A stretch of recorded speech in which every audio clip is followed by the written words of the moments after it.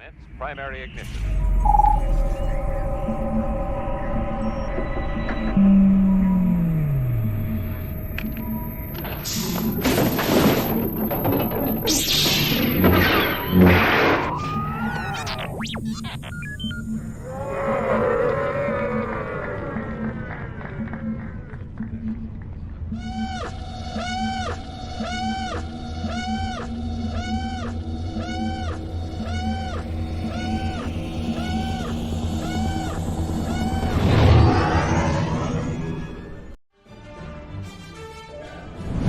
Hey, this is Katie O'Brien, and you're watching the Virtual Cantina Network.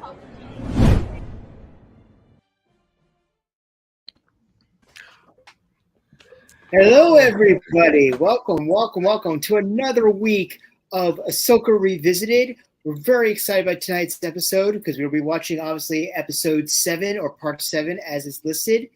But obviously, we have a very special guest. But before we get to our special guest, let's introduce our panel of miscreants, if it will. First off, Skip. Back here. The head This can't get away from me. Who'd have thunk it? No matter how hard we try. And riding Chewy tonight, we have Dave and Jeff. How are you guys? Good. Excellent. Ready for a great show. Yes. So first and foremost, we'd like to wish our friend JJ Dashno to get better. I know he's not feeling so great today. So JJ, if you're watching, hope you're feeling better and look forward to seeing you on the show in the future. But we are very fortunate in the fact that we have not only a first-time guest here at the Virtual Cantina, but a character that all of us have had questions of since the first freaking trailer of Ahsoka. So very excited about this.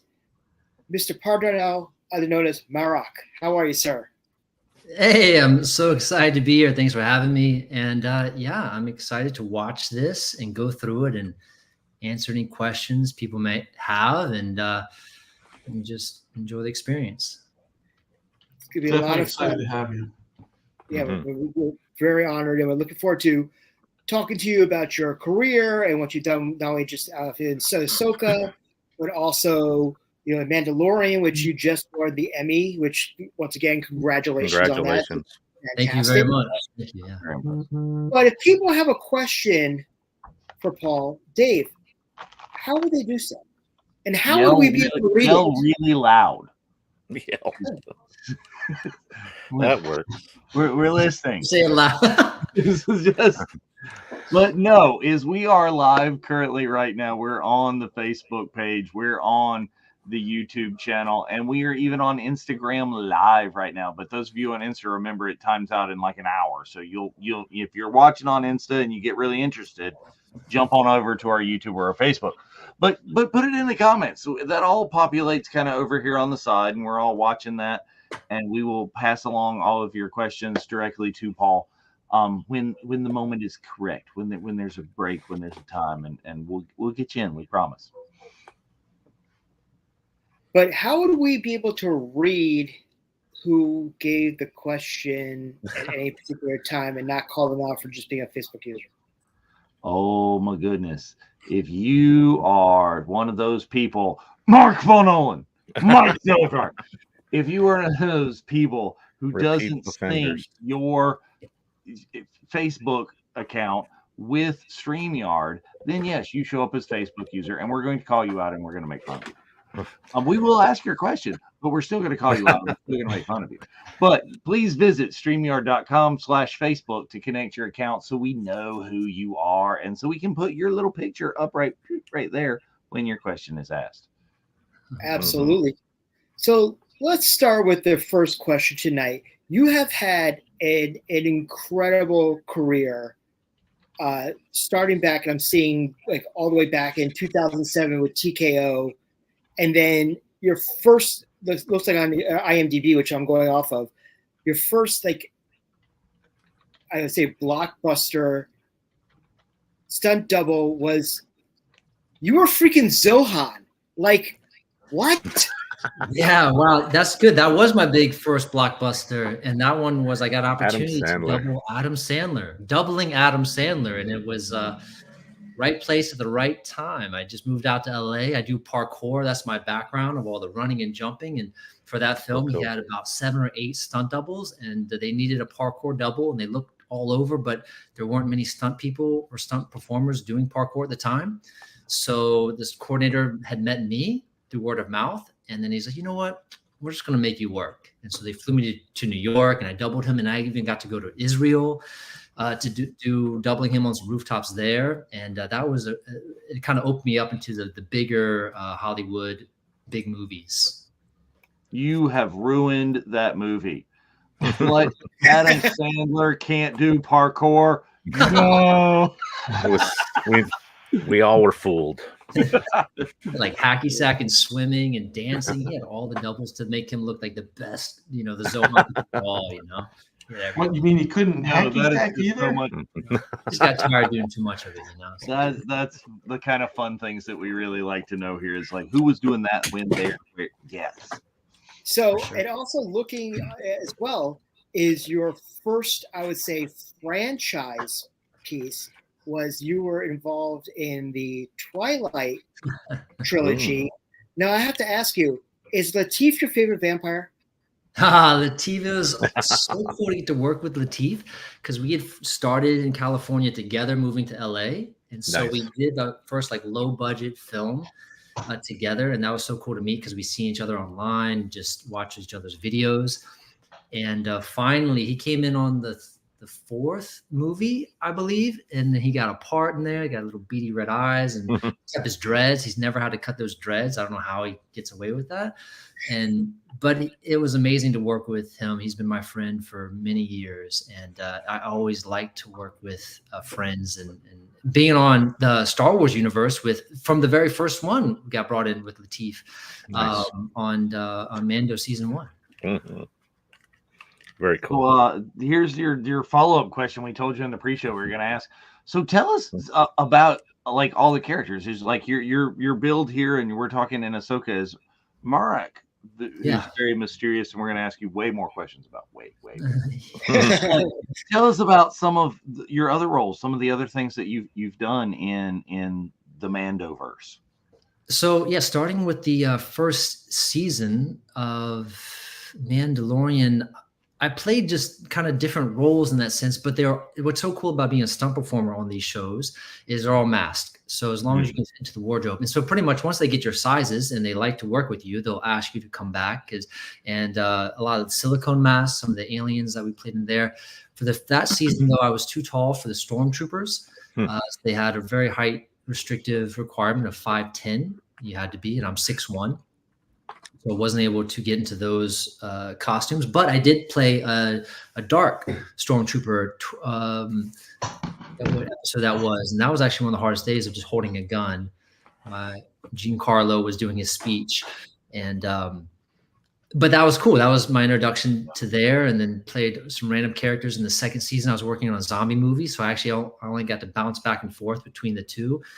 And then on Boba Fett, again, I got to play a Night Wind assassin, doing parkour and jumping through the rooftops. And so they let me have this little character, a little acting role in that sense. And then also on that one, just random aliens. It's weird. I was in a big droid suit at one point. What's been really fun about working on this is that I live very close to the studio. I'm 10 minutes away. So if they ever need anything or stunt performer or character, they know me, so they can just throw me in and see if I can do it. So it's almost been some random ones that I don't even remember all of them that I've done, because they'll swap me out into different ones as long as I can fit in the costume, because you're masked up and you just have to react. And it's been super fun. I love all of them. So you're talking about Manhattan Beach when you're saying the studio? Yeah, Manhattan Beach Studios. Yeah, I live in Redondo Beach, and so it's like a 10-minute drive up, and it's this has been so nice for me too, because I can balance my work and family life a lot easier than being away, and not only being on weekends. I can come home at night. I live on the other side of the airport. Okay, right on in Westchester. No, north of Westchester, more like West LA, Mar Vista, Playa Vista kind of area. Sure. Cool. Very cool. So Close. 2 questions based upon what you were just saying. First and foremost, I have to ask, because you mentioned parkour, please tell me you've seen Only the Strong. Only the Strong? It's a parkour movie from back in like the 90s. No, Okay. I haven't. You need to see it, because that's how I knew it first learned about parkour, was the movie's about parkour. Only the Strong? Yes. Dude, okay. It's something you have to watch now. I'm a nerd about parkour, and I love the parkour world. And I've not heard of that. Okay. So how familiar with the Office episode are you? Oh yeah. That's rough. And I got to work on the thing. His kids used to come to a gym that I taught at, Steve Carell, Nice. and he loved parkour. He liked it. He got his kids into it, and yeah, it was cool. Cool. It's how it all blends together. So you talked about the costumes, and we'd be remiss if we didn't talk about the legendary Shauna Trubek. What was your experience working with Shauna, and what do you think her legacy is going to be? Oh my goodness.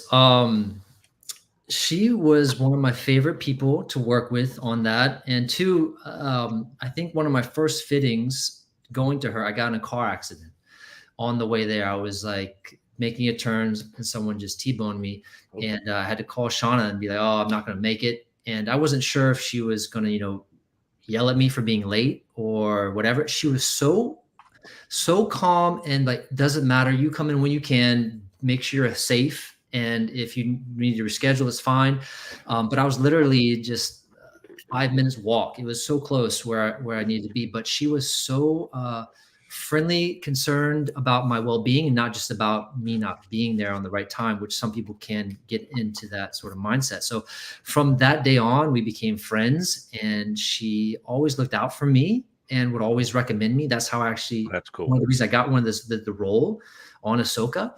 She recommended me to Dave Filoni, and she's always been so thoughtful of her designs, how they're going to function, how they're going to look and fit into the universe. But it really thinks about the performer inside of it too, to make sure that's going to be comfortable and be able to perform what you need to, versus just looking strictly how it is.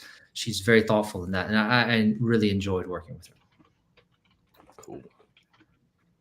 So with the parkour, have you ever had a really bad incident where you're shooting a scene and it gets a little carried away? You're up high or on a ledge or something small, maybe a wall, working that? Or have you just been lucky and not got injured? I've rolled ankles doing like parkour competitions, preparing for them mainly. But I've never been in a spot where I've gotten hurt doing parkour, like going too big or something in that sense. I've never broken a bone, luckily. And I don't know. I think you do try to push yourself when you're doing parkour to see what your body's capable of, how high you can jump and land and not break anything. That was my mindset. Like, how high can I go? How far can I jump and not break anything? And luckily, you kind of go within your limits, and luckily I've never pushed it too far where I've messed up and broken anything. And specifically during like entertainment and movie industry or TV, that they want you to be safe too. So the worst thing would be do something and then hurt because you weren't prepared for that. So you want to almost be confident that you can do that. Accidents do happen all the time, but I try to minimize that. It's always minimized, Excellent. Would kind of make a bad deal if you were, not able to play your character in Ahsoka because you got injured making a jump or doing something extraordinary.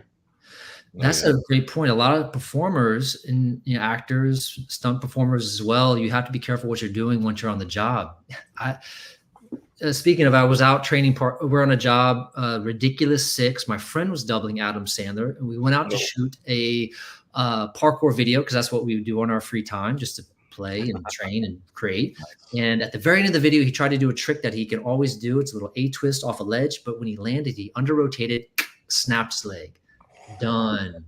Doubling Adam Sandler, he was out. So he had to fly back home, and then you're just done and you don't make money. And so you just have to be very conscious of the decisions you make while you are in contract with what you've agreed to do. So it is tricky, but you also need to stay in shape but within reason, So how did you get involved in stunts? Like, what was like the auspice behind the whole thing? I got involved into stunts. I think I used to really like Jackie Chan movies, and that I never wanted to be like so much like an actor in that sense. I love the physicality and the behind the scenes of like the people that would kick and fall off boats or just fall downstairs. I don't know why, but I was really into that. I liked breakdancing at the time, and I loved the physicality, and so something attracted me to that. And I was researching it, and I found out you had to move to New York or LA to try to be a stuntman, because I grew up in Virginia in a small town called Gloucester, which there wasn't anything like that. So I knew I had to get out of there if I wanted even to try this. And so I made the move to LA and just met people and just trained. I just kept training and training and training, learning as much as I could and just meeting people. And eventually met the coordinator and doubled Adam Sandler for doing parkour. Actually, one of our admins from the group is originally also from Gloucester as well. So Massachusetts? What was that? Massachusetts? Gloucester? No, other Gloucester. He said Gloucester, VA. Oh, I think it's Massachusetts. Gloucester, Virginia. No, we're confusing the Gloucesters here. So okay, never mind. I'll be over here. There's a popular one in Massachusetts. Yeah, that's the one. Where Perfect Storm. That's where most people know their stuff, but I'm not. Yeah, you're talking about Gloucester, Virginia, like what, hour-ish north of Norfolk, somewhere in there. Yeah, Norfolk, Newport News, Waynesburg, around there, and outside of Richmond. Yeah, nice, Dave. Cool. Yeah, well, Skip and I are from, I'm from Central and he's from Western North Carolina. So okay, we're closer and not far enough. Some sort of geographic knowledge of that area. Right on. Yep, that's where I grew up. So what was your introduction to Star Wars? You mean working or just viewing, or? Where did you come into Star Wars in life? I had some cousins that were really big into movies, and they had introduced me to Star Wars. And actually, the one that I remember, it was what was the Ewok movie? That's the one we'd watch. Return of the Jedi. My people, right there. Unless it was the TV movies, which they did after the fact. What was the one that was just mainly about Ewoks? Oh, okay. So the Ewok Adventures. There's two of those. Ewok Adventures, and so friend of the network was the child star of that. Oh, really? Okay. Yeah. So I remember watching that a bunch, and they were I think my cousin, he worked at a video rental store, and he would always bring home movies and stuff, and they would go through all of them. And I just remember I'd always go over there and try to watch them, because they would let us watch like a little bit rated above what my parents would let me watch. So I could see all the different movies. But that was my first introduction, I think, was watching that Ewok movie. And then later on got into Star Wars. I never like dove deep into it. My parents were really into Indiana Jones, and we would do the reruns of Indiana Jones. Very adjacent. I was like ingrained in Jim Henson, that world of Dark Crystal, and all of that world is where my family core was. But then my cousins were more into the sci-fi and Alien and Predator, and that's where I try to watch a little bit of that, but I wasn't really allowed to. So it would all have to sneak it. And then when the prequels came out, that's when I forget if I was in college or not, or high school. And that's when I started to watch more of it, Star Wars, from then. Yeah, so 99, 2002, and 2005 were the prequels. Yep, so right in college, yeah. Very cool, very cool. So obviously we're going to be watching episode 7 of Ahsoka tonight, or as us fans like to call Rebels Season 5. Nice, dude. Did you watch any of the animation in preparation? Oh yeah, I watched all of it. So once I started working in the Star Wars world, I started just watching everything, especially that Dave had done. Oh yeah. So I went through and watched all the animated series, because there were so many references on set about it, especially with Shauna too, in the costumes, and they just wanted to make sure it was right and things that were already done before. So I went back and watched all of Clone Wars and Rebels. Nice.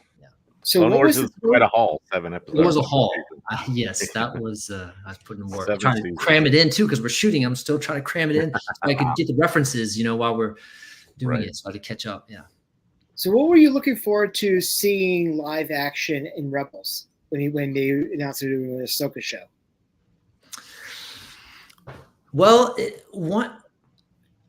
once we kind of figured that out and I'd gotten through the whole season of that, I wanted to know, I don't know, I was really interested in like Sabine and what her character was going to be like. Finding more that it was all about Ahsoka. So then like, what is her storyline going to be in this sense now? And I didn't know if Ezra was just dead. I didn't know where he was going to go from that or what they were going to do with that. I think they even brought him on later too, to try to keep everything really under wraps and trying to understand the story. Cause I didn't get access to the story of understanding so much of what was going on until a little bit later to read the whole script. I don't know. I enjoyed Rebels a lot. I like the unity that they had, and I don't know. It's just cool to see if you can bring it to life in real characters. Yeah. So when you said you liked a lot of the Sabine stuff, it sounds like almost when you were introduced to the show and you were being told what you were going to do, that it was more Sabine centric than Ahsoka. Yeah, I think so. I feel like she was a big character that was on it. And so again, well, this was part of it too. We got brought in right after Mando season 3. Then after that weekend, the next day we started Ahsoka, prepping for it. And I think Rosario was already training some, but then Ivana, and then came in and started working on training for lightsabers. We had Ming, this fight coordinator, was there, and we started working with Ivana and Natasha, and working on that. So I knew their characters were, I thought they were going to be like, I don't know, the stars, because it was like they're the main ones who are already prepping for that. So I started training with them. Well, you're talking about like lightsaber training and going it there. So like I assume that if you're lightsaber training or you've done this or that, maybe you've worked with swords or this and that before and other things, but how much different is it working with the spinny Inquisitor, the Marrok, double-bladed go gadget helicopter? Anything like it in the world? Oh, that one is really, really hard. And so I tried to get some advice from the guys that worked on Obi-Wan Kenobi and, or Obi-Wan, and like trying to figure out like how they dealt with it, because the biggest thing is your wrist limitation. When you have that lightsaber, you just can't do all the spinny tricks and stuff because everything's blocked. So you have to hold it on a really tight 2 grip. And the unfortunate part too for me is we didn't have my weapon for the longest time. So I'm just training with a regular bow staff or stick and doing all these moves and coming together, but trying to remember that on the day I probably won't be able to spin it in certain ways and have that limitation. So it's a very hard weapon to actually use. And when you don't get a lot of practice with it too, the limitations do arise, So you had all that stuff. You had 2 really incredible saber battles with Ahsoka in this past season. I mean, honestly, my personal favorite of the 2 was the one on Corellia. I think, and you had the assassin droid with you as well. Walk us through that, because that was just absolutely incredible. That was, definitely one of my favorite ones to do. And I think we shot that after episode 4. And so we had more time to really hone in the weapons and stuff and find out what works and figure out with the face mask, get those slits, and Shauna designed this thing where I could take off the front. Oh, very cool. Better vision. And we just rehearsed that so many times with Rosario, and it was a fun dance. I don't know. We had a lot of fun with that one. I don't know. It was cool. That's the one I worked with. Steph Green was on the director for that one, and so it was really cool. And Q was the DP, and it was actually like on a blue screen, just a flat set back in the back lot where we shoot, and so it was just this strip that we're just performing on, and So it wasn't much there, but it was just a really fun one to do too. But it was over 2 days. It was exhausting as well. So during the series, you got all these non-sword using individuals who come to play Star Wars characters. Who really picked it up the best? Who, we hear about Hayden Christensen during the prequels and how he was really good at doing behind the back Aniobi. He retained that too. Out of the Ahsoka series, who really picked it up and took off with it? Oh, that's great. Yeah. Everybody came in and trained a lot. Let's see. Hayden came in. I wasn't involved with much of his training, but all I heard is that he got it. He knew it. He could just do it. Dave was like, oh no, he already knows his stuff. So muscle memory, probably. Yeah, he showed a lot of promise because when he was training with young Ahsoka, they had their battle. She was so cute. She did a great job. Yeah, I don't know. Everybody put in a lot of work. It was really cool, I guess, to see, because I guess I saw them from the beginning to end for most of them, and people just put the time in, and it was nice. Natasha, I think she had done a little bit of swords before in some of her moments, so it was kind of a little bit natural for her. But Rosario, she put in the work. She was there all the time, and she had like online. She was just training all the time, so she was very dedicated to get it done and really found her flow and her rhythm with the sabers. It's hard. Two sabers that's like, oh yeah, so tricky to master. Do you think that the blades, like her hilts, are curved in many versions? Does that make it even more of a difficult? Yeah. So whenever you're spinning your wrist, the blade can gets caught. Oh, right. When you actually, if it's straight out, you have more freedom to spin it and twirl it. But when it's curved, it kind of will click on your wrist. So people don't realize that, but it does make it catch a little bit easier, which you have to be aware of that and really spin it. Make sure you hold it in a certain orientation that keeps that definitely likely keep it from clicking on your wrist. Yeah. All right, we're a few minutes out. Everybody. So before we start the episode, which we're going to start in a few minutes, so please make sure you have episode 7 of Ahsoka queued up.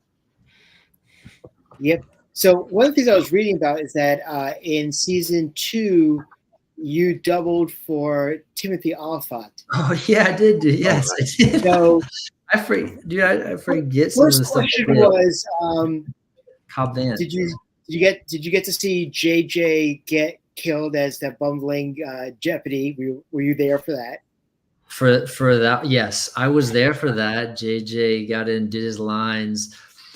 It was awesome, and then it was just kind of him and I on the stunt side, and so then he had to get on my line, and when he gets shot, Oliphant gets shot, I step into double to take his reaction, and JJ's on the line behind me and just has to yank me down, so it looks like I get that good shot back to the dirt or to the sand. So that was JJ like acting, performing everything that day, stunt coordinating, and then being the rigger on there too, and just like yanking me back. So he's a man that does it all. I mean, I know that scene when he was like being the loudmouth, like stupid deputy. It was like, oh my god, trigger finger. That was such a Western trope that goes like, that guy's dead. That guy's dead. Like we saw as soon as he walked out. Yeah. You're like, oh yeah, he's the guy, the overconfident little buddy. Oh, I got you, boss. Don't worry. What would you say about my boss? Yeah. And 2, did you get to wear the Fett costume? I did. Yeah. So that was with the Mudhorn, I think. I was with Latif, and we're flying around, and I got to put that on, and I was like, whoa, this is so cool. Like, so this is Boba Fett or not Boba Fett? Like, what is this happening right now? I was very confused actually, because I didn't know the story. I didn't know any of the details. I just knew I was performing as this character, but I didn't really understand his character. So, but that was awesome. I got to fly around, jump off stuff. Yeah, I don't know. That was really cool experience as well too, and especially I get to fight with Latif or battle with Latif against a green screen monster. That was an amazing scene. That was fun. So We're about that time right now, so we're going to do a 10-second countdown on the screen, and then it says play button. So make sure everybody has their Disney Plus all queued up, and we'll get ready to rock and roll. So Dave or Jeff, why don't you hit the button? There we go.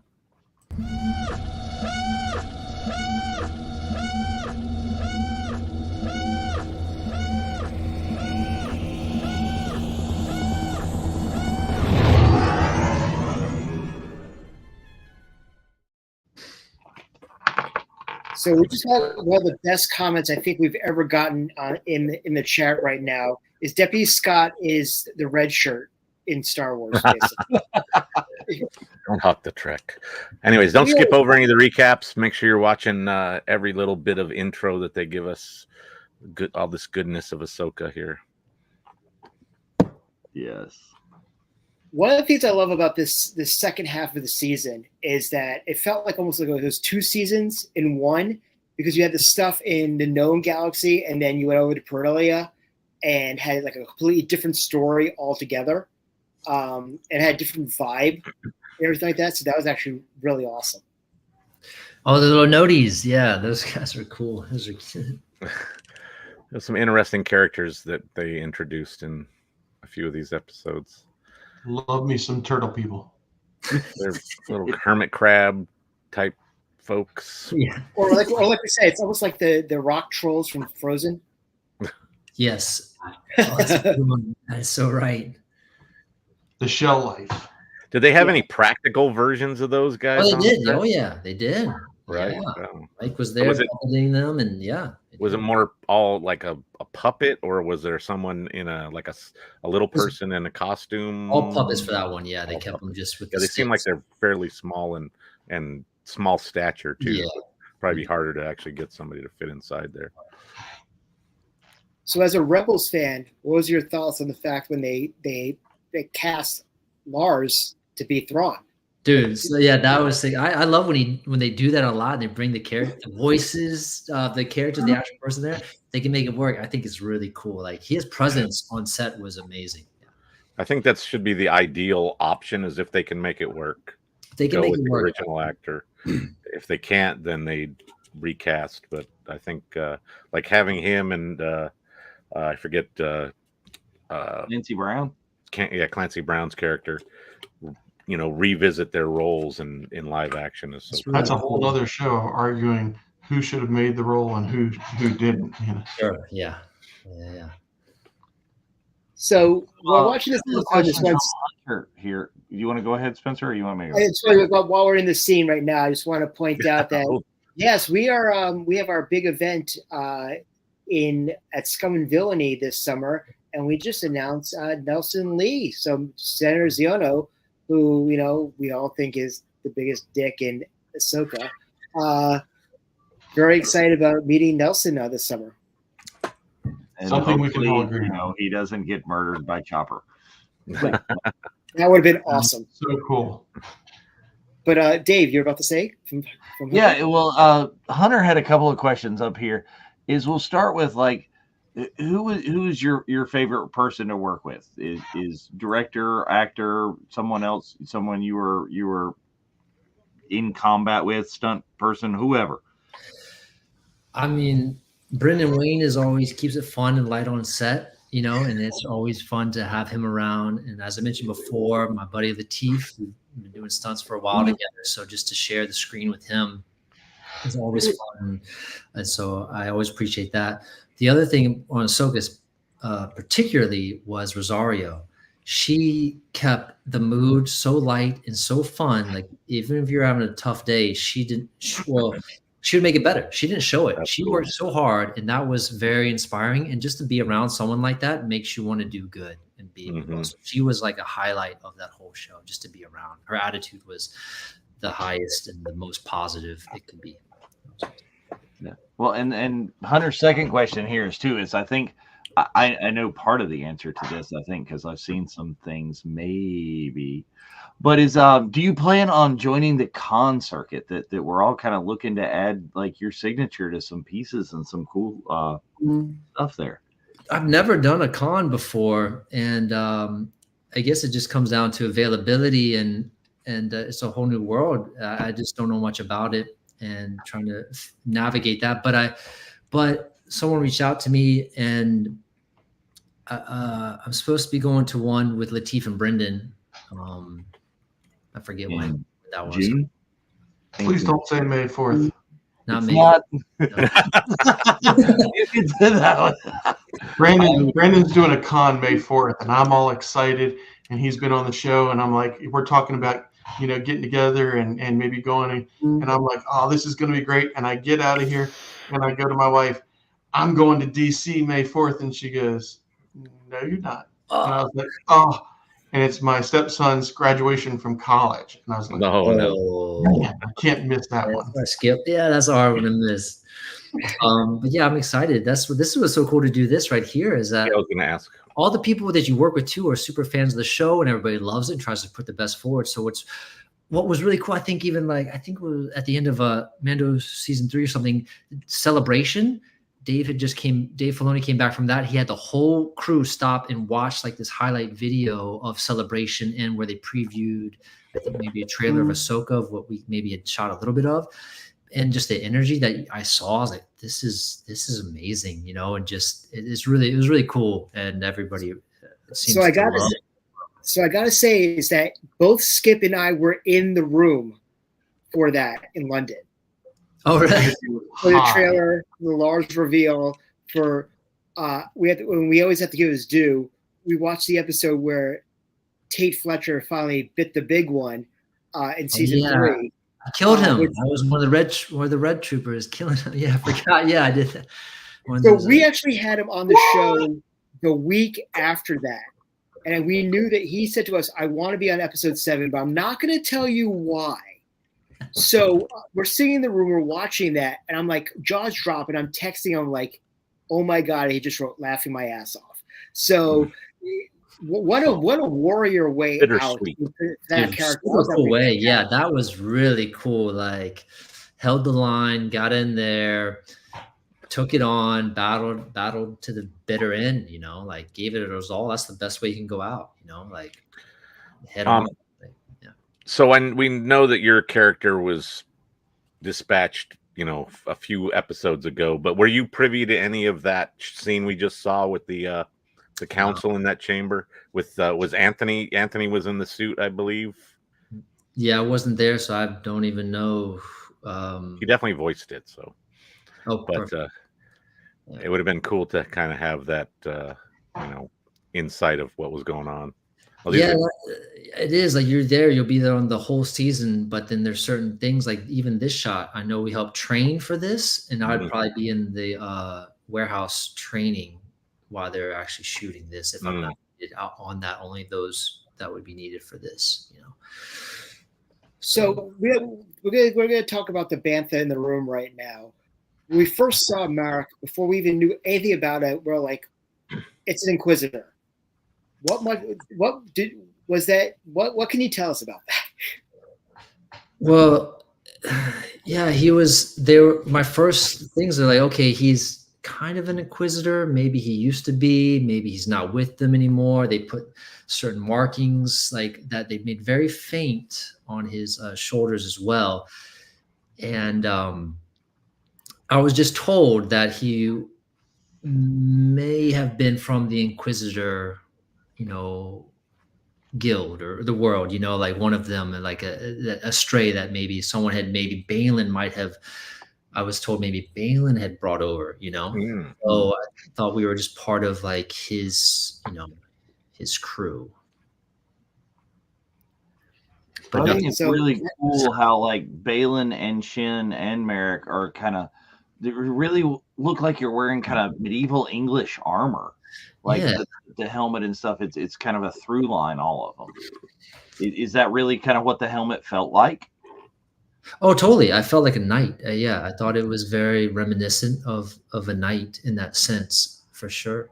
Yeah, it was cool, and I liked how they made him sort of rusty, and they made him. They wanted it to not be too shiny when we first had it, and they put all the paint and everything to give it this worn, like he'd been through a lot. This character, and even the first notes I got was like, hey, pretend like you're like a mangy dog. And so get like a little hinch, get like you're not like a proper warrior. You've been through some stuff. So like you're a little manged up, you're a little worn. So you're disparaged, and all of a sudden we find out that your soul is basically Night Sister magic. What? Right. That was incredible. He's being really nice. It's like what the question is we want to know is what's the deal with that green shit? Yeah, that's a surprise until we were like going to shoot the death. They're like, okay, you're gonna have this, various like samurai in a sense of like going for a slice and getting sliced. I had no idea because on set you're just performing it with nothing. You don't know what's going to happen. They're like, okay, you're going to get cut, and then stuff is going to shoot out of you. So just pretend. Yeah. So that was I didn't know what it was going to be like at all. See, until I saw the episode. Oh man, that's what I was. I just witch magic that I just shrivel up into this little balloon. I was like, oh man, why can't Tate got the cool death? And when you first saw the costume, we have to ask this as well? Did you get any Snake Eyes vibes? Oh yeah. Yes. That whole visor thing is very, very Snake Eyes. I did. I was trying to just look around and see like where it's coming from. Yeah, for sure. Yeah, I had a friend that worked on G.I. Joe. I think he doubled a section of Snake Eyes for that. Nice. But yeah, it definitely is. But overall, mostly it started to feel more like a night. I did have that feeling of like more of like a night, but definitely some Snake Eyes. Paul, you mentioned that you were there when Rosario was training for that scene with Hayden being the two bladed fighting style. It seems to me, doesn't just one of them have to be kind of out and forward and the other one back in reserve? Otherwise, you're kind of knocking into each other, or am I seeing something different? So when she's like going through her form, yes, in there. Yeah, that was so. Ming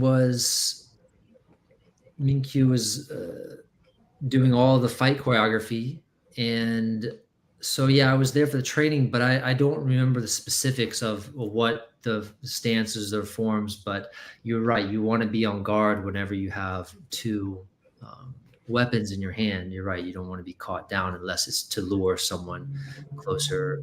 Well, it's like every time she's making a move, I was watching it, she's got one kind of in reserve, one spinning, then pulls that one back and then spins the other one, and never seems to be spinning both of them except for just a little move, which is kind of half behind her. And I just didn't know if you got to watch any of that.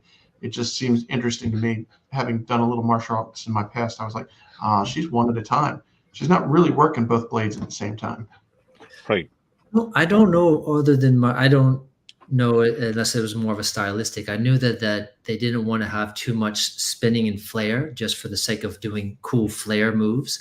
They wanted to make sure that if there was some sort of spin, that would be reminiscent of a deflection that they would have it for. So that was one of the notes I know going into this was not just flary, spinny stuff. So they tried to keep to that, I know, as much as possible. Purposely not going full prequels. Purposely not going, yes. They went a little overboard in episode 3, some of that spinny stuff. So John Notman asked a question here is like, did you have to do any we're fighting over this. Did you have to do any specific training for your part as Marrok? Any new fighting style other than the crazy saber or? Well, no, I just used my parkour background for some of the stances in that sense, but no, it was mainly bow staff. And so I haven't done a lot of bow staff. I do more of like Kali with 2 sticks and Screama. But so it just getting into the bow staff and just really working on that. And that was I'm not the best at that. So it took a lot of training to get proficient at that. And then to do it with the limitations of the hilt as well. But that was fun because then also, like I said, I played some droids too that had staffs as well. So that was really fun too with the Electros. In the very first episode, I was the main droid with the little, I don't know if he had a cape on or something, and fight with Rosario there too. Right. So we had a lot of fights together. Nice. Rosario and I, but it was good. It just really good practice. I got really proficient at using like a bow staff because that's what we trained with. Most of the characters I played had. And I would imagine some really specific, you have to go over these fights again and again and again, because I imagine how little can you see in that helmet? Oh, that was one of the toughest parts. So like I said, they have this, we did most of it, where if there's any fighting, take this little cube, the cube off, where it has a removable visor thing. Visor that like little, that snake eyes, pop it off. So now I can see my I have blinders on a little bit, so that's still tricky. And whenever you're doing something, so for most of it, whenever there was a fight, I would be able to take that off, and whenever I could, I'd leave it on for those stances and stuff, and then CG would put that on. Okay. And then sometimes we'd be able to take off, like if I had the blinders and that was too much, we could take off the sides. Oh wow. The top part. Okay, so you could actually do the fight scene without it, and then they CG the visor back on. Yeah, we did. Yes, because it was such limited vision with that visor. We would always make sure that's why this was nice and removable. They made that magnetic that we just clip it out to do that. Just for safety. It was even walking is hard. You can't see your feet. Many of the costumes in Star Wars, you can't see your feet. You're like walking upstairs, run upstairs, and you got these like two little windows you can see, like tubes for the Tuscans or something. I do. Raiders. I had to jump from a speeder bike to speeder bike as a Tuscan Raider, and that's what you can see. So you just have to guess and hope your feet touch there and land and just grab onto something. You know, like when Tim was there. Yeah, it was interesting. I do Mando cosplay and trying to see wearing, this one's actually not as bad because you get the little middle bit. Middle helps a lot.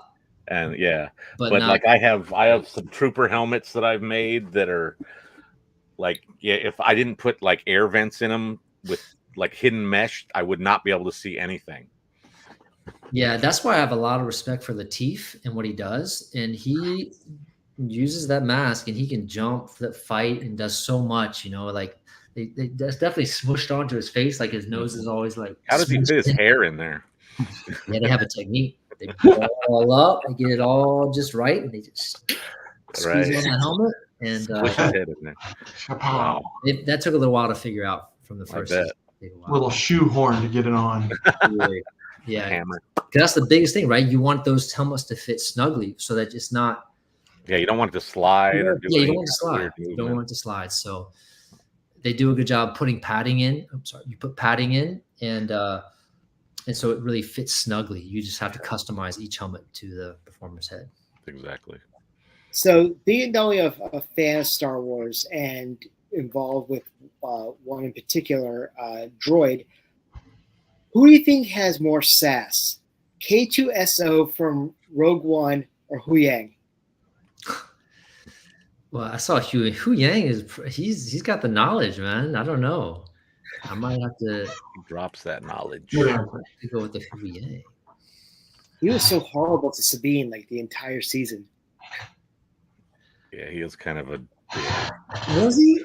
Well, he said that you're the worst Jedi I've ever seen. Like, a lot of passive aggressive. He's a zingzer. That's true. That's. Oh yeah. That's true. He's not too impressed. I forgot. He's trained them all. He's done. Yeah. He's them all. That's why we say Hu Yang is for the young. Oh my goodness. Which you can get on our TeePublic store, everybody. Exactly. Yeah, when we got that Wu-Tang Hu Yang connection, and we had to play with it. That's so good. Gonna have to remember to wear that one night when I'm skipping in. There we go. Absolutely. Definitely got to have appropriate attire. So we would be remiss to talk about the late great Ray Stevenson. Skip and I were mentioned at the panel in London, and getting to see his love. But what a shame he did not get his flowers, because I really think that his Balin Skoll was the runaway character of the show. Like it was absolutely incredible. And what was your experience working with Ray? Ray was very thoughtful. He was very into his character, wanted to make sure he towed the line between like kind of good and evil, and realized that he's like, no, this character, he just wants a better world. And so he really thought about all of his mannerisms, and even in the work of using his lightsaber, like this huge lightsaber is one of the bigger ones, and he just how he handled it. And it was really cool because he put so much attention to detail into his character and thinks about it over and over and over. And so in every scene with him, he nailed it, and he just became, Balin. And you kind of root for him. You're like, I like this guy. He's supposed to be bad. But you're like, I don't know, is he bad? I don't know. He might be the good guy. And I think he portrayed that really well. He had both of that. Kept you on the edge of your seat as to what he could end up being. Yeah, what his motivations are. Very compelling character for sure.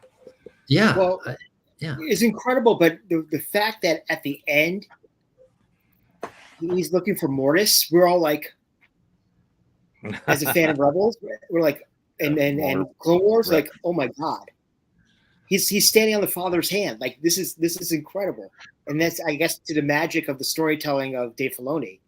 Yeah. Mm-hmm. Yeah. Oh yeah. He is cool. Like trying to get little pieces of what his story is that he's putting together. And he knows, he knows everything about the universe, and just the little details that he drops in there to see if people get. It's really cool. Well, we have our own Filoni in Dave. He actually cosplays as Dave. The other Dave. Oh yeah. Cool. Nice. Do you have the hat with you, Dave? When do I not have the hat with me? That's Spencer? true. Oh, dude, that's. And then you drop something there. Nice. It's just my earbud. So Dave, tell Paul about the double takes in GalaxyCon last year. So I pair this with like a black jean shirt and an Ahsoka Lives t-shirt. Awesome. And I'll just walk the floor at cons. And it's fine because I'm not actively, I don't do like a Dave impression or anything like that. But I just will walk by some people, and some people, real Star Wars fans in the know, when I do that, it's just like, what? And it's all so stop. It's like, oh man. And then they see it, and I'm like 6'3", 6'4", in cowboy boots, and he's nobody's mistaken you. Like, wait a second. Oh yeah, is not quite. Like, yeah, I know. That's cool. That's a good one. Did it right. That's good with the hat and the beard right there. Yeah, man. Yeah. Got the look down. You were just like, what? Where? No. Got it. So you've had the opportunity to work with we like to call him the heir apparent, the Padawan, if you will, Mr. Filoni, but also the person we think is not only the savior of Star Wars, but was the guy who kicked off the MCU, saved Christmas. We're talking about Jon Favreau. What's it like to work with Jon? Wow, it's like a master class. Every time you come to set, we have different directors doing different episodes, but Jon comes in and just kind of sets the overall tone and feel, and does so many references to different films and movies and how to inspire all the performers, the directors, everybody to say, okay, this is the feel we want. Now here, go do it. But he breaks things down and just lets you think about things in a way that are understandable, kind of tangible, that you can take away and try to put it into the performance of the day. And so it's really cool. It's really a treat, I have to say, when he's on set. He's just such a master at what he does, and he shares his knowledge openly. It's always so cool to see what are obvious references to other properties, movies. So well versed. Earlier, it's almost like a history lesson when you're watching some of the stuff, where it's like that scene is totally pulled out of that movie, and yes, that's awesome. You see that? Yeah, he does so many homages to like different projects and films that he always references them. He's a fan of cinema, and is very knowledgeable of that. So we're watching the scene where all of the guys in kind of the red Shogun armor go riding off through right now. Yeah. Who are those guys? Did you get to play any of those? Yeah, I played the main one with the 2 horns that he gets. Wait, is it in this episode? Yeah. That he gets. This is the first time we saw them, right? We saw them maybe a little bit last in the episode. This is where Balin and Shin are sitting there on the wolf beast horse things, and that whole crew of those guys go riding through. They haven't fought Sabine. No, I don't think so. Right, so this is like they showed them that they're there on the planet or something, and then now so cool. Yeah, again, I got to be in this one too. So I played the main bad guy. He has his double horns. Yeah, right. You kind of came up and waved it. Oh yeah, because they're sitting here right now. They're shooting at Sabine and the turtle caravan. Was actually, I think we saw him right before that, where he was stopped to say something to Shin before he went off to go after. He passed Balin and Shin. Yeah. And you had the big double thing on your head. The double horns, yeah. So I did that guy. There's 2 other people, 2 other stunt guys that played him as well when I wasn't there, when I was shooting other stuff. Marrok and but yeah, we shot this. This is in the back lot on blue screen, and then those big pods are sitting in them. Amon and Tasha there doing a great job. The noties were real. They had some fake horses on dollies right there for that scene. Yeah, that was, I think, little Bruce, and he was trying to stab them, but they're on a dolly that would tilt, move this fake horse back and forth to get the motion right there. Nice. Yeah, they had brought some real horses in for some of this, and then a lot of it too was on one of those mechanical horses that was on a dolly that would just kind of auger down, but also would move forward and backward on a dolly to give that. They also had those noti pods on some sort of hydraulic system, so it could tilt down as well. Oh wow! And then they just had the big fans and just making Amon and Natasha like moving the camera around just to make it look like they were moving. But I think those are more stationary.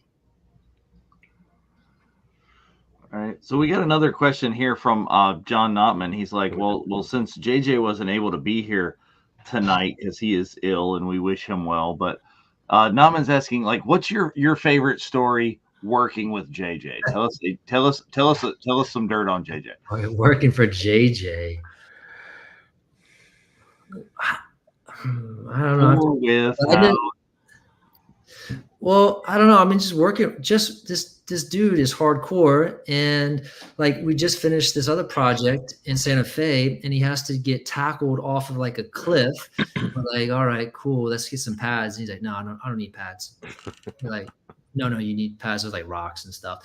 I'll be fine. And you're like, okay. And so like he does this thing where he gets tackled, chips off this hill, falls all the way down, boom, and hits, and has to get up and continue this fight. But it's like in typical JJ fashion, he just doesn't care. He doesn't want to take the time to take his costume off and put on pads. And so like it's just like you just see him just go for stuff that you're like, he has such control of his body and knows where he's at and knows how to land that he's like, no, I'll be fine. And so amazing. That's part of my thing working with JJ. You kind of never know what he's like. Well, you know what stunts he's going to do, but you're like, is he going to like prepare a pad for this? He just kind of goes for it and just nails it. And I think that's kind of like his legacy is he just can just nail things. He's got that talent, you know. He's a stuntman. He's a stuntman. That's a good one. Yeah, for sure. Very cool. We are at about the 59-minute mark in our broadcast. So if you are watching us on Instagram Live, you're about to get kicked off, very likely. But join us over on youtube.com/the Virtual Cantina Network, or go ahead and search for Star Wars Celebration Japan 2025 on the Facebook. Go find us there, and you can continue watching our live stream here. So you've been involved with all 3 known shows in the, as we call, Filoniverse. Which director did you connect with most? The one I saw the most was Rick. Rick was there a lot, and I just started work. Saw him a lot, worked with Rick a lot, kind of got a vibe, kind of knew, saw me around playing all these different characters, and I think he gained trust in having me on there and understood what I could do. I guess, it's nice when you, like I said about this, you work with these people so much, and you know what everybody can do, so it's more comfortable. Oh yeah, he can do that, or put him there, or they'll handle this. And so just working with Rick a lot, I guess. That makes a whole lot of sense, because it seems like your style of physicality and what you can do really works with the kind of episodes that he's directing, and that kind of all-out mayhem fighting kind of thing. It was cool. One that kind of stood out with me too was when we were fighting, Grogu as the Red Guards and stuff too, and just the different things that they wanted us to do. There's 3 of us, and he was kind of at the helm of that, so he kind of also lets us do our thing in a sense and trust in us. So that's always nice. Oh, here we go again, fighting right here. You got Ezra, no weapon, all 4. Yeah. So being two of the masters. Yeah. This was great to watch him doing all these force moves on these guys. Yeah, I'm trying to choreograph all of that. So were you were fighting with them in this scene? Yep. So my right there, you're just playing Sabine. Right there. There you go. Or Sabine. Yeah, I was with fighting with this Sabine and that. They're off.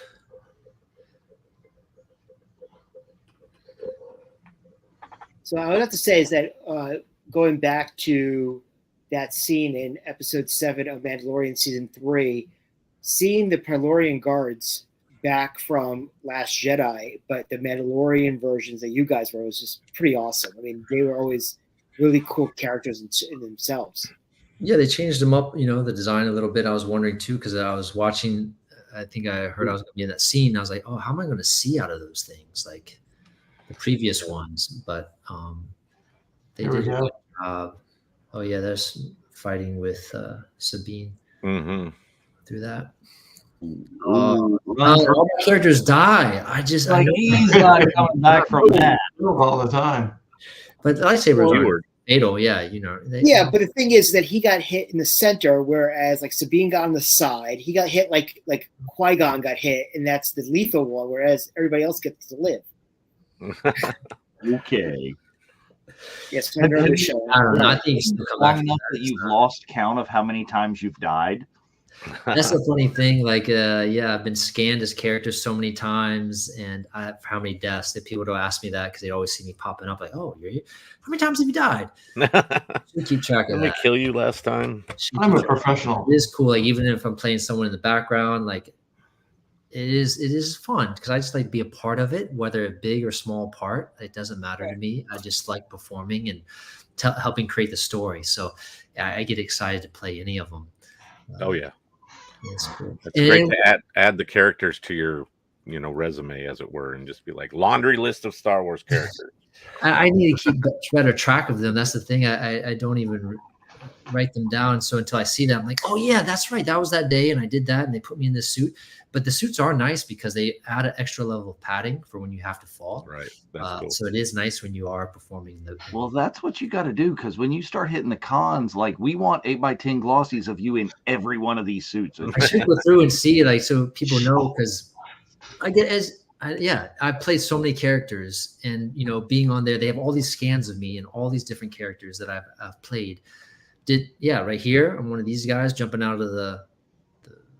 Right. You kill it at the cons, Paul. So like, kill it at the cons. And then, so it's just cool because it lets me appreciate everybody's also work that they've done and how hard it is for different suits, what your limitations are, and it gives me a better insight too of just knowing, I don't know, how the characters are. I guess. So, what were your thoughts on Enoch as a trooper leader kind of character with this whole new design and everything, and the gold and all that stuff?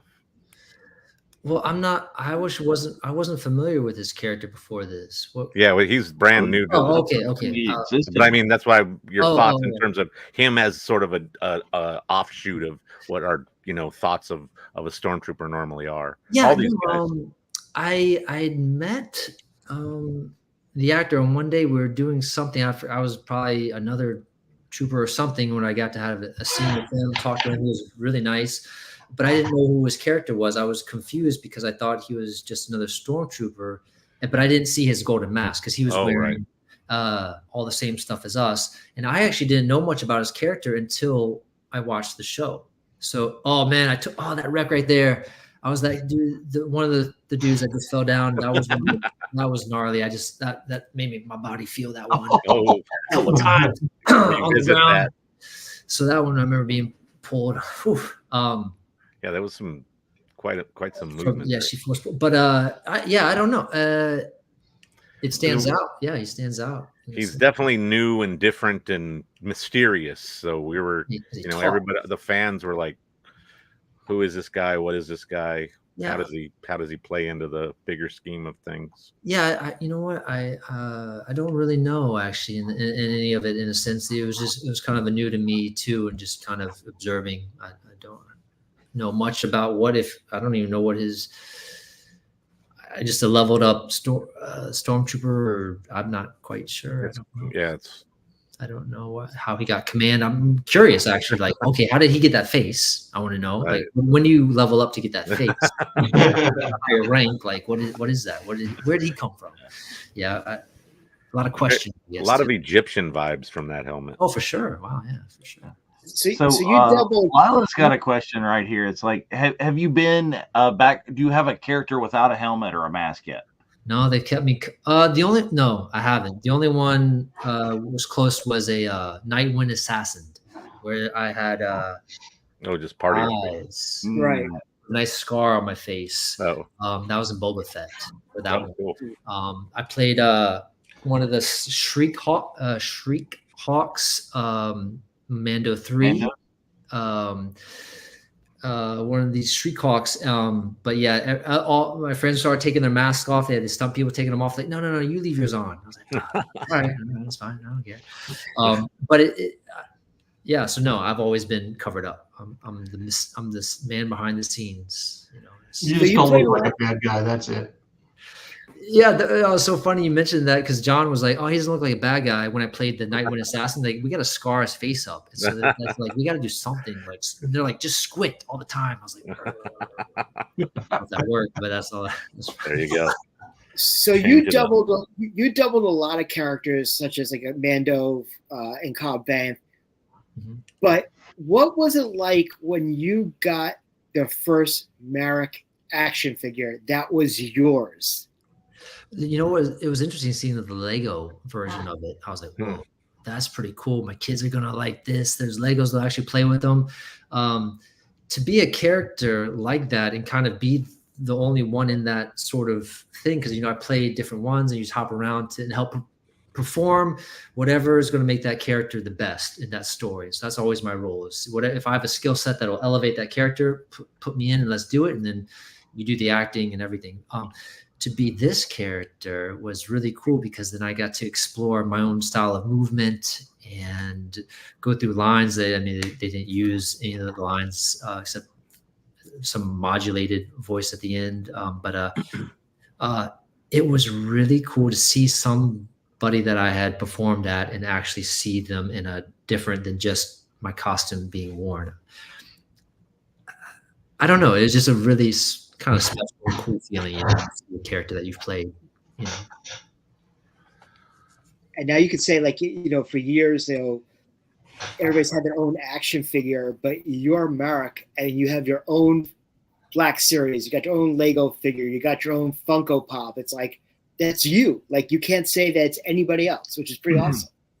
Yeah, that's pretty cool. Like through my whole journey, like when I doubled Superman on Man of Steel, and that was pretty cool to see those figures. And you helped build that character, but that's Henry Cavill. Yeah, it's another actor. You helped build that, and so you are part of that. But it definitely is a really cool feeling of being a character. You're like, oh no, that's me. We didn't help build that together. Oh, that's you. So that is a very cool, cool thing. It is cool, but I guess I still like all of it. I just like making characters the coolest I can. Like if I ever I would want someone else to like double me if I had a skill that they could improve upon, you know, or they had a skill. Like I just like the idea of creating. That's it. And there it is. Has Excellent it set in that you're that character that, I mean, you know, unlike anything else, yeah, Lila, Paul is my new favorite. Mm-hmm. Yeah. If this is a thermostat of anything, it is that you've got a bunch of stuff that you can sign at cons and people are going to line up because they thought your character was so cool in Ahsoka. It definitely, you played bad guy real well in this, and people are going to react well to it for a while. Oh yeah, he was fun for me to watch. I wish he could have had more in that sense, because I just thought he was a cool element of. I like that. I think for me, being a stunt performer and then be able to play this character, like I do think of Darth Maul, and I do think of just characters that are like. I don't know. I like being behind the scenes too. I do enjoy that, and just being a faceless person that I can do my movements, because that's something that I like. And man of a few words. Yeah, I don't know. It was just fun to be a part of that and just be able to showcase what I can do and be featured. Because a lot of times you're in the background doing the same things, but just in the background. And so having a little bit of spotlight was a cool experience. Awesome. So, although I haven't partaken in it, there are a lot of pop owners around here who are probably dying to find you at a con so they can get you to, yeah, right here, Mark Truex, you know, thousands of pops, and he's ready to get his pop signed to viewers. So, you know, there's definitely a group of people that would love to see you show up at a con. Me, fortunately, I have not fallen down that rabbit hole, and I brag about it all the time. I happen to have a pop right here. Not you, but a different Stormtrooper character. Look at that. That's awesome. So, friend of the channel and VCN Hall of Famer, and he's known as pretty much the droid king in the Mandoverse. Chris Bartlett had a number of questions for you that he wanted us to ask you. The first one was, out of all the shows you were in, what was one of your best on-set memories? One was when I was working on Fast Five. If any show, I guess I'm. It could be anything. That's fine. Sure. Show. And that was on Fast Five. I was working in the Dominican Republic, and I got the chance to double Paul Walker to do some parkour through the favela rooftops. And so it was really fun because, you know, I think that one, Dwayne Johnson was there, and I had worked with him before on the other guys. And then just being around that crew and just getting to do parkour. And then I got to do this really big jump with Shauna Duggins, another stunt woman. And we got to fall about 20 feet into this rooftop. But it was just the experience of just kind of freedom of like, okay, let's see what you can do on these rooftops, and go and do this really cool stunt. We were on a descender. It's a line that slows you down a little bit because I was a little bit too big to take the impact. And it was just a very cool experience, the one that I remember, and partly because when I met Paul Walker, he was so kind, and I met him in the makeup trailer, and he was so into parkour and just wanted to know more about it. It's like, oh, I wish I got into that earlier. This is so cool. This is what you do. Like, thank you so much. And it was just more grateful versus like who are you? It was very welcoming. And I don't know, that just sticks out in my head as a highlight of my career and something that I enjoyed doing. Excellent. Well, say that he's part of Fast Five, you know, he's part of the family, as Vin Diesel would say. So, oh, it's true. You had to do it. Well, of course. And do you have a funniest on-set memory? And it could be from Star Wars or anything of that nature. Oh, a funny on-set memory. Okay, yes. When we are doing on Ahsoka, and there was a whole scene, I think it's in the next episode. So in the final episode, there's a bunch of the reincarnated red-wrapped stormtroopers, and we did this whole thing for a week of like Ezra, Sabine, Ahsoka are supposed to come through, and we did this whole thing where they're fighting and blasting through us, and we're all in the stairs, and they're making their way up to the top of the stairs, maybe to see the sisters or to get to the top. But we had to be these stormtroopers, and we would do days and days running upstairs and Latif was in one of those costumes too. And every time he couldn't see the ground, and he would just trip and fall down, and fall down all the stairs, go down the stairs. And so like we had to do that so many times. And then it was so painful because running stairs and then falling down. And then at one part, I kind of got screwed by my friends. Like we're running up the stairs, and then Rosario turns around, has to do a force blast, and we're supposed to just blindly jump backwards and hope your friend's supposed to catch you. Well, when we did that, I went for my force blast to fall down, and I kept falling, and I was like, "There's no one there," and I went steps, and I fell all the way down the steps, and nobody was there. Everybody had gone, "Whoa!"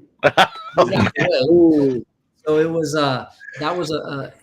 that was a long week of doing it all and falling, but that one was super fun, and everybody had a lot of fun because we're all like pain together. Eventually, you might know the suits pinch you, and if you're running upstairs, falling downstairs, fighting, you get a lot of bruises. But if you're doing it together, it's fun, That was a great scene of them almost like zombified, because we've always talked about, we would love to see a zombie stormtrooper, and they were bouncing into each other, and it was just incredible. Yeah, that was a long week, and we wish there was a little bit more just from all of our bumps and bruises that we got during that week. They had to cut to shorten it, but that was really fun. Yeah, we did have fun just being zombies. We need to see that in a gallery episode for Ahsoka, where they show all the cool behind the scenes stuff and bloopers. Yeah, that was much longer than what they had shown. So there's been a lot of characters that you played in the entire Star Wars universe. If you could play one character, who would it be that you don't already play? I like Cobb Vanth. I like that.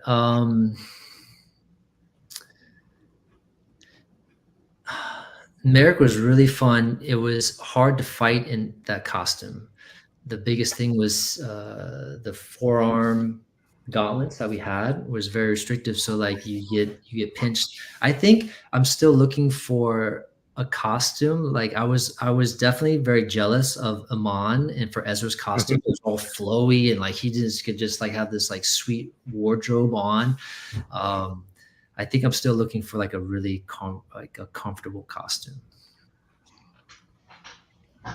So that's more my thing. I think more about the costume of playing the performer actually than like the actual character itself. I guess all of them, you think of like which one like doesn't hurt as much. Rosario had a one, but she had those head tails and that can be weight. But it is, I don't know why that's where I went. Is like it's the least uncomfortable costume. Well, you definitely had some interesting costumes, and the costumes, especially since your visual, your facials are covered in some capacity, so the costume really makes the character and builds the storyline for you in particular. Yeah, and part of it too is you have to over exaggerate your movements in many of it, and it is very restrictive. I know I had a hard time when I'm going to Mando season 3 when we are escorting Mando out. I think he's tied up and bound, and there's two we call like super troopers that were escorting him out, and we get in a fight with him there. That was a fun fight to do. I really enjoyed that one too. But that was also a limitation of like snapping your head to show like an impact against a wall or something. And some of the costumes can be harsh, so you really have to know how to like go bigger than what you think. You don't want to overdo it, but since too sometimes by overdoing it, it looks just right.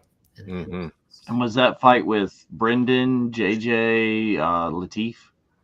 Do you remember who was in the Mando? That was just Latif in that one, and the other stunt guy was Daniel Stevens, and we both were in that one where he's bound up, and I had like a flamethrower. I think I tried to use it on him and stuff, and we did that one for a bit. We had another. I did this gnarly death that they had changed. I think where Grogu had like saved him, but they changed that, and like I almost like broke my back on this beam. It was really stunned, but that got cut out too. Cool. We unfortunately in the last year, the Mando family has been hit with unfortunate deaths. Most recently, the incomparable, legendary Carl Weathers. Do you have any stories about Carl? The one story that I mentioned about Carl, I saw him through the seasons and being there directing and performing and acting.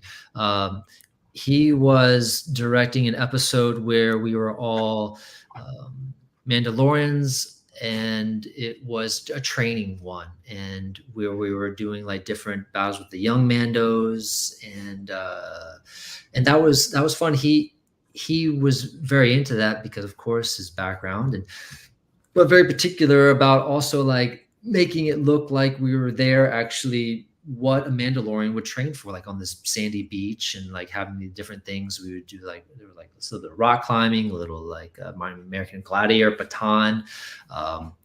He was there, and he just made it like a fun environment to feel like you're in an actual training ground for Mandalorians. So it was just fun. And he's a physical guy, and just like he knows what he likes, and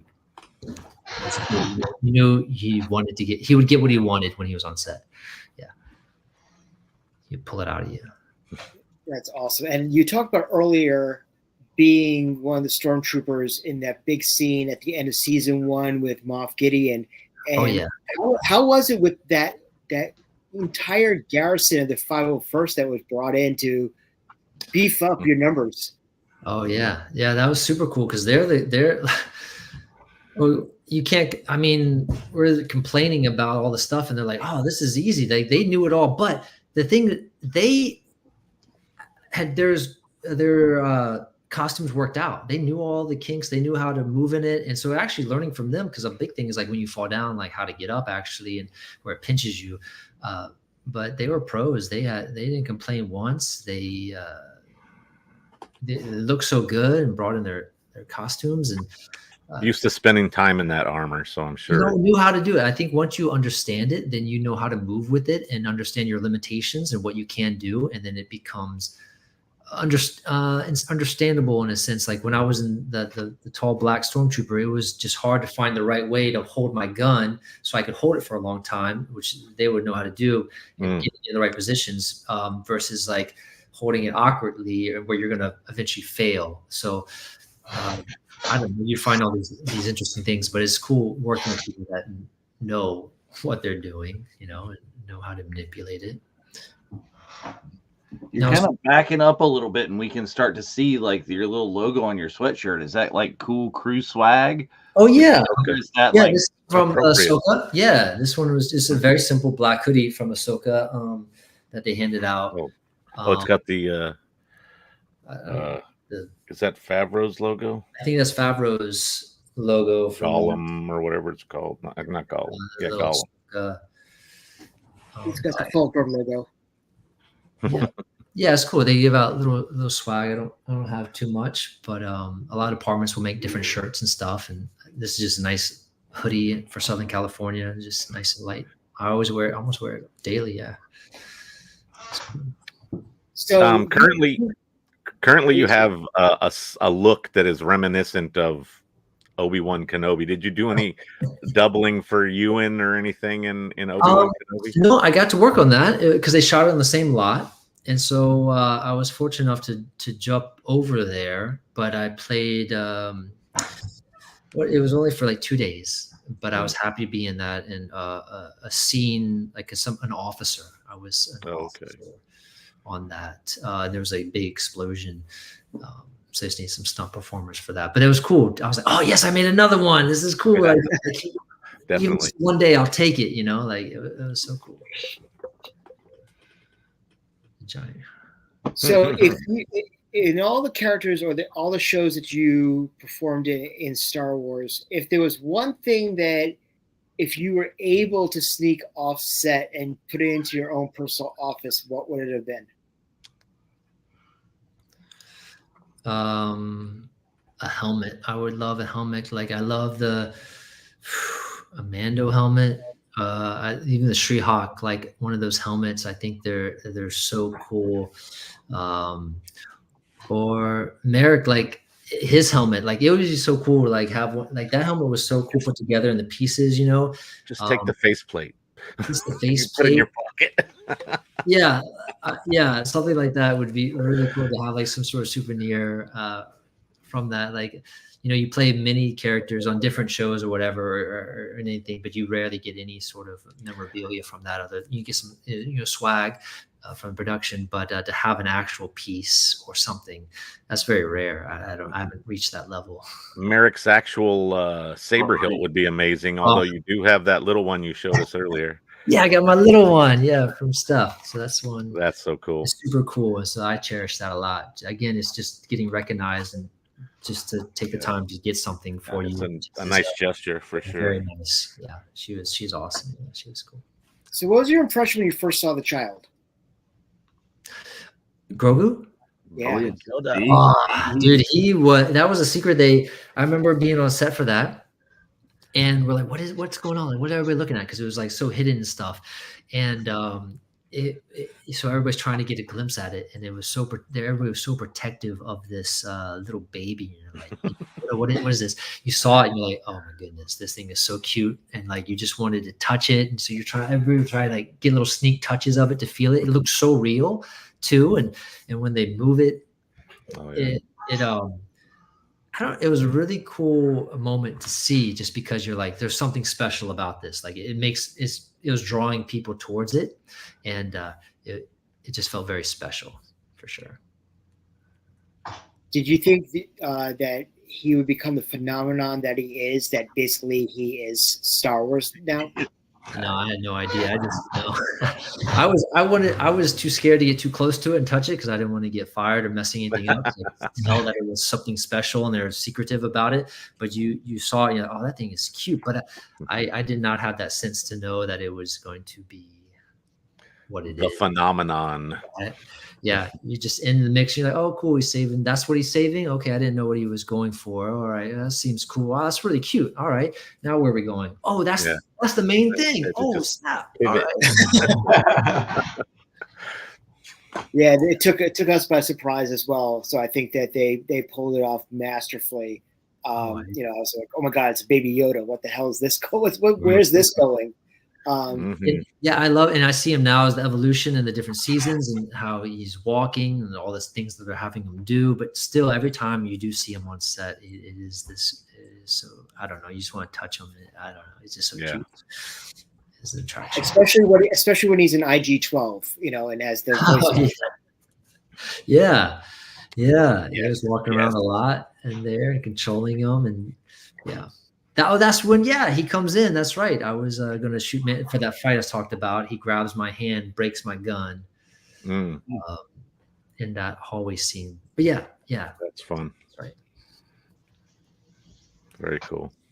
Yeah, it's a very cool world, I have to say.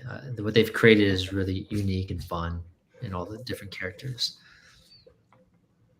And plus, you could say you're in Star Wars, so that's pretty. All the Star Wars. Yeah, I think that was the coolest thing actually doing on the first Mandalorian, when my friend had worked on it and hired me, and I was like, "Oh, we're actually working on Star Wars." I always thought Star Wars was way too big. You have to go to London. It's not good. Like, that's just not going to happen. And where they're making a show, I was like, "Whoa!" So like, this is Star Wars? This is really Star Wars? Like, it didn't kind of. I didn't understand if that really was, because I thought it was just movies, and just very lucky to be on this show, because winning an award for working on it is just because of recognition and how much the fans enjoy it, and I enjoy it, and the creativity and thoughtfulness that John and Dave put into it. It's cool because it makes a connection with people, and you're right, it's something I would never have thought, and I couldn't really imagine, but it's hard for me to believe that I was actually in Star Wars. That's what I was trying to say. Like, it's hard for me. I was like, wow, so I am a part of Star Wars. To accept it. Yeah. The Governor Notman has got another question, and I kind of want to jump on the bandwagon. Obviously, we can't ask you about what's coming up for you, but are you hoping or expecting to have work this summer? Any kind of movie stuff? You're looking forward to that a little bit? Yeah, I don't know what is going on with that. I wish JJ was here to talk more on that to go forward. But yes, any time they work in Manhattan Beach Studios, I make myself available to do that. because it's so close, and I just enjoy this franchise and what they've created and all the people on it. So I will definitely be putting my name or bugging people on, blowing them up, hitting them up, say, hey, you need to tell my guy out there. What do you got? Yeah. Very Yeah, cool. I said to Chris Bartlett one time, I said, it's quite convenient that you can create all these droids and then you get to play them. Now I get to say this to you, Paul. It's quite convenient. You live 10 minutes down the road from the studio. You can just jump in and, hey, we need somebody. Who can we get? Paul's just down the street. Grab him. Let's go. He'll be here in 10 minutes. I guess you never know when your next job's going to come. So you just hopefully that you get the call. And I hope that at my work that I've done with them, that would allow them to still think of me, and call me. So I hope so. Like, this has been a journey. I want to keep going with that. And as long as there's roles, which has been nice that so many are masked, that you can continue to form and create these characters. So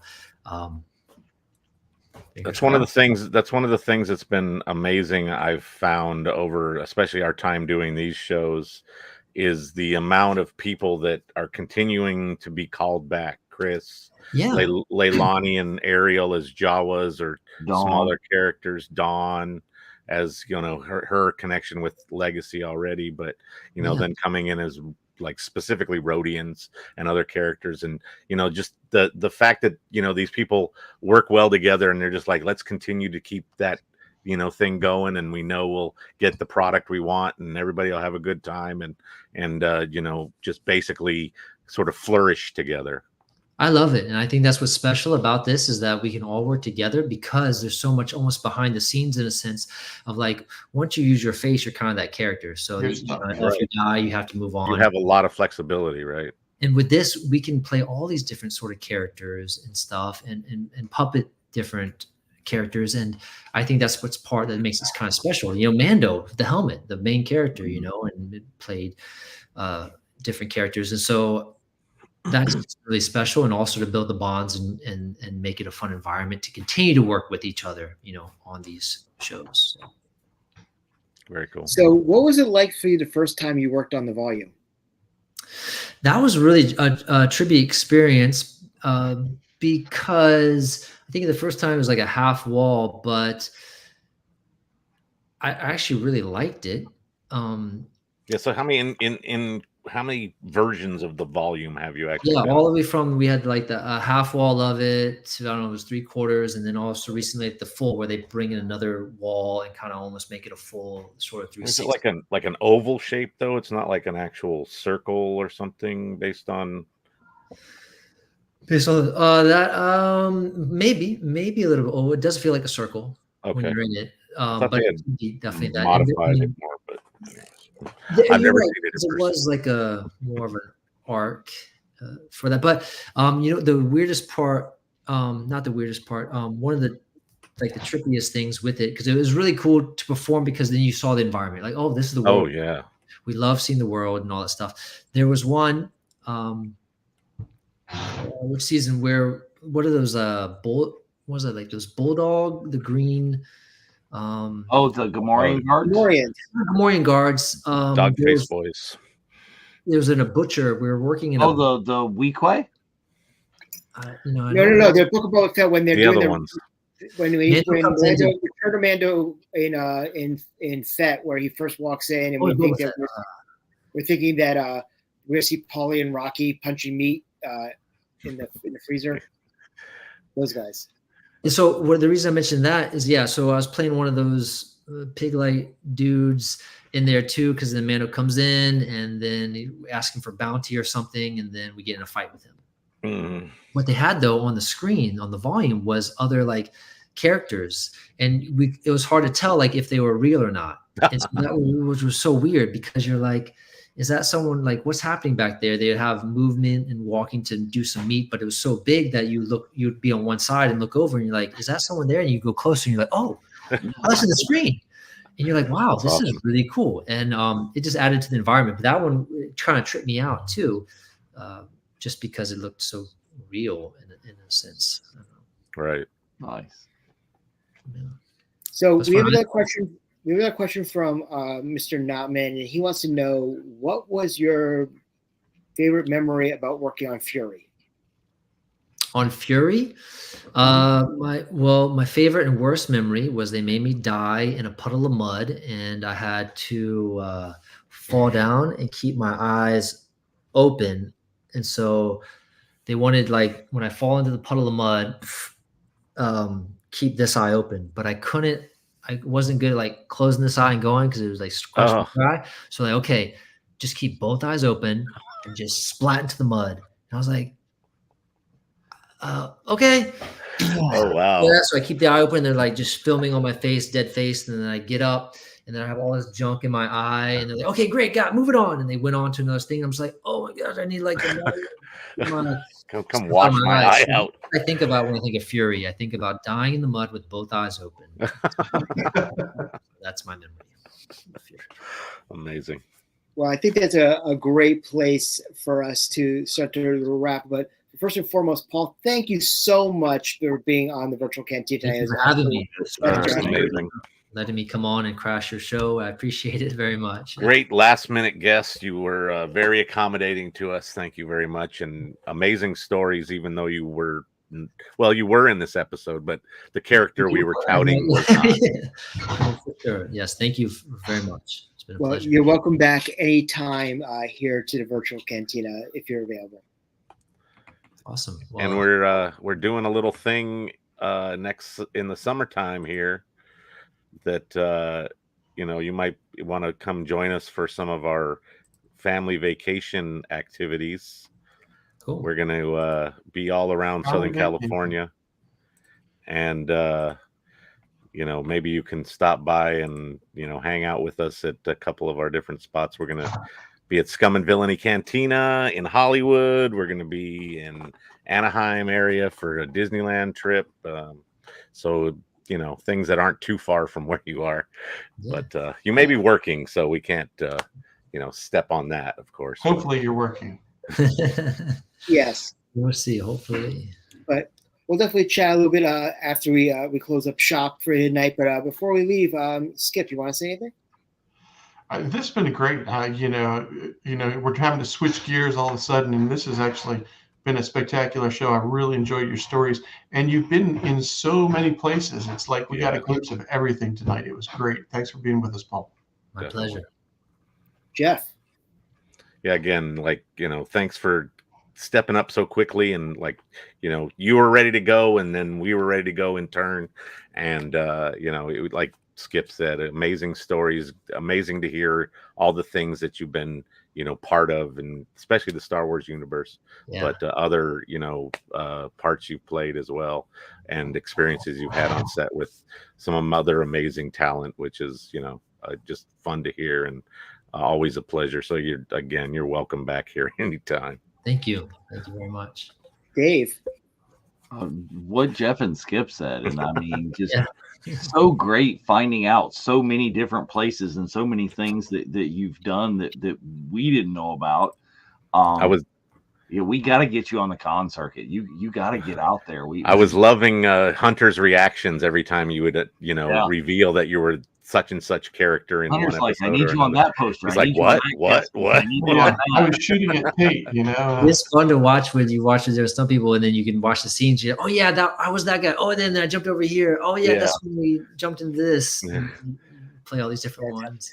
Well, one thing that we appreciate most of all is that a lot of us, I don't want to say aged or middle aged because we're not, but ancient. When we were growing up, we thought that Star Wars was this big, unattainable thing that we could never touch the holy trinity of Harrison, Carrie, and Mark.